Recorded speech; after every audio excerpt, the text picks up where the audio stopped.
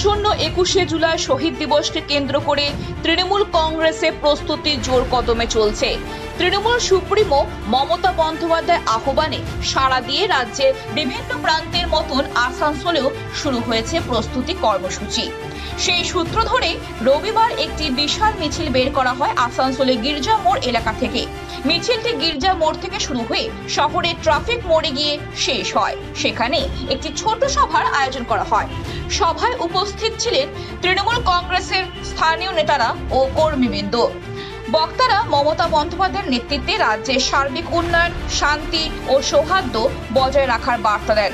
এই সভার মূল আকর্ষণ ছিল বিজেপি থেকে শতাধিক কর্মী তৃণমূলে যোগদান। তারা সকলে মঞ্চে তৃণমূলের পতাকা হাতে তুলে নেন। তৃণমূলে আসার কারণ হচ্ছে যে আমাদের উন্নয়ন দেখতে পাচ্ছি না, আর আমাদের উন্নয়ন মূলত উন্নয়ন। আপনি তো কুলটি কাউন্সিলরে দাঁড়িয়েছিলেন এবং দেখা যাচ্ছে কুলটিতে বিজেপির এমএলএ আছে, তার কাছ থেকে কোনো সহযোগিতা পাচ্ছেন না? না, সহযোগিতা পাইনি, সেরকম উন্নয়ন দেখতে পাচ্ছি না, সহযোগিতা পাচ্ছি না। তার মধ্যে আমরা চাই আমার দিদির হাত ধরে উন্নয়নের রাস্তায় যাবে। আসানসোল থেকে রাহুল পাসওয়ানের রিপোর্ট, খবর বাংলা। কমফোর্টেবল ম্যাট্রেস মানেই RRK ম্যাট্রেস। ওয়ারেন্টি নয়, গ্যারান্টি দেয় RRK ম্যাট্রেস।